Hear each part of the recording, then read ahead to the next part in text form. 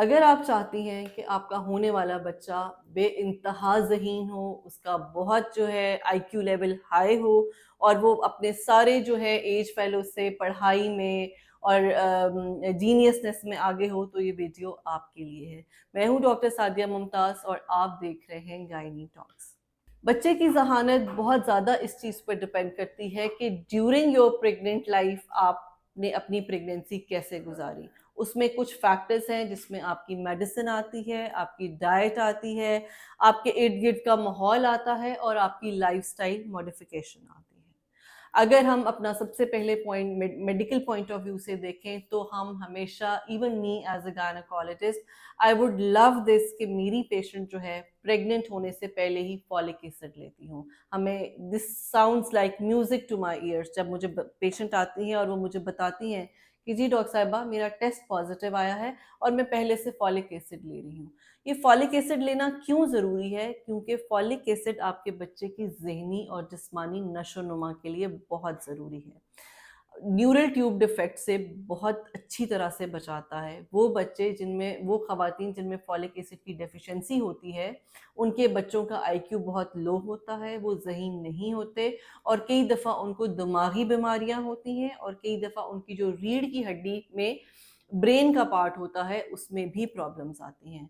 सो अगर तो आप शुरू से फॉलिक एसिड ले रही हैं और फॉलिक एसिड लेते हुए आप प्रेग्नेंट हुई हैं, तो आई एश्योर यू कि आपका बच्चा बहुत ज़हीन होगा।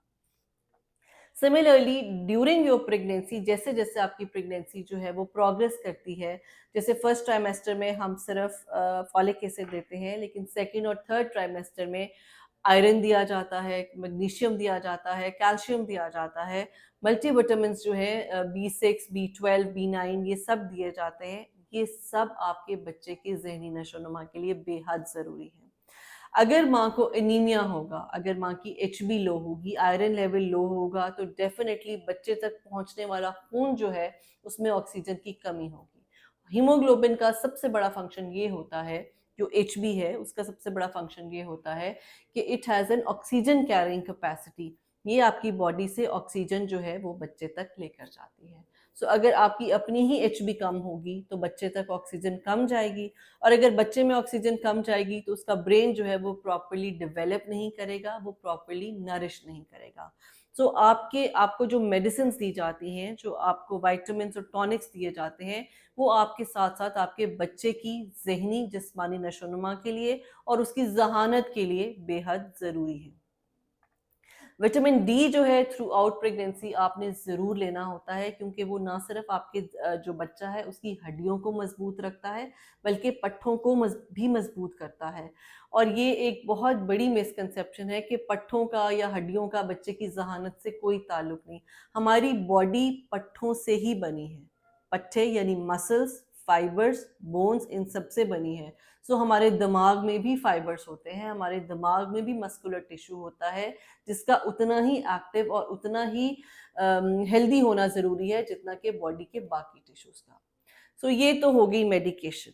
अब अगर डाइट पे आएँ तो अब आप प्लीज़ या तो इस वीडियो को सेव कर लीजिए या अपना कॉपी पेंसिल निकालिए। अब मैं आपको एक मिरेकुलस डाइट, एक बहुत ही जैम पैक्ड डाइट बताने जा रही हूँ जिसको लेकर आप अपने बच्चे की इंटेलिजेंस को मल्टीप्लाई बाय 10 कर सकते हैं। अगर आप थ्रू आउट योर प्रेगनेंसी अपनी दिन में 2 खजूरें, 4 बादाम, 4 अखरोट, 2 चम्मच शहद, 1 ग्लास दूध, 1 अंडा और दही ये खाती हैं, यस, और मुट्ठी भर भुने हुए चने, चाहे सर्दी है, चाहे गर्मी है, जाड़ा है, बहार है। आप अपनी प्रेगनेंसी में अगर ये वाली डाइट, ये चीज़ें, ये आइटम्स आपकी डाइट में मौजूद हैं, तो आपका बच्चा बहुत ज़्यादा इंटेलिजेंट होने वाला है। इसके अलावा अगर अगर आपको अपनी डाइट में कुछ ऐड करना है तो आपकी प्लेट जो है वो कलरफुल होनी चाहिए। कलरफुल से मुराद उसमें हरे रंग की सब्जियां होनी चाहिए, लाल रंग की सब्जियां होनी चाहिए, फ्रूट्स होने चाहिए। आपको सैलड्स जो हैं वो रेगुलरली लेने हैं, फ्रूट सैलड्स हों या वेजिटेबल सैलड्स हों। आजकल के तो मौसम की सब्जियां कच्ची ही इतनी मज़ेदार हैं कि वो सैलड में आपको मज़ीद मज़ा देती हैं। और उस पे एडेड ऑन इफेक्ट आजकल का जो मौसमी फल, जैसे कि मैं ऑलरेडी एक वीडियो कर चुकी हूँ ऑरेंजेस पे, कि अगर आप माल्टा जो है कीनू अपनी डेली डाइट में डाल रहे हैं तो वो विटामिन सी का पावर हाउस आपकी आपकी इम्यूनिटी और आपके बच्चे की इम्यूनिटी के लिए बहुत बेहतर है। अगर आपकी इम्यूनिटी अच्छी होगी तो नेचुरली आपके बच्चे की भी इम्यूनिटी बहुत अच्छी होगी। तो बच्चा जब डिलीवर होगा और वो शुरू में ही उन सारी इन्फेक्शन से बचा रहेगा, कोल्ड, फ्लू, पेट की बीमारियाँ, डायरिया, इस तरह की तमाम बीमारियों से अगर बचा रहेगा तो वो एक हेल्दी इन्वायरमेंट में पलेगा।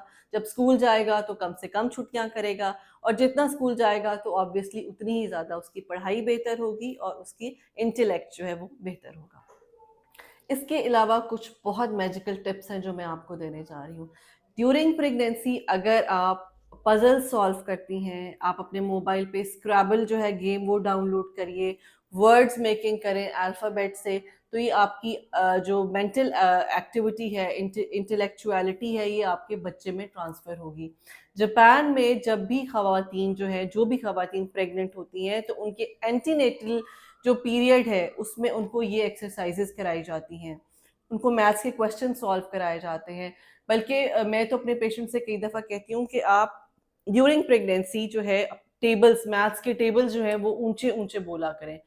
अगर अगर तो आप लोग मेरे रेगुलर सब्सक्राइबर्स हैं, रेगुलर ऑडियंस हैं आप मेरी, तो आपने देखा होगा कि मैं हमेशा ये बताती हूँ कि छठे महीने के बाद आपका बच्चा आपकी हर चीज़ सुन रहा है, देख रहा है, फॉलो कर रहा है। सो 6 महीने के बाद आप जितना अपने बच्चे से बात करेंगे और जो आप बात करेंगे वो उसको रिस्पॉन्ड करेगा। सो छठे महीने में मैं चाहती हूँ कि आप अपने आप को ज़्यादा से ज़्यादा एक्टिव करें, अच्छी किताबें पढ़ें, पॉजिटिव एटीट्यूड वाली किताबें पढ़ें और उसमें सबसे बेहतरीन किताब हमारी अपनी कलाम पाक है।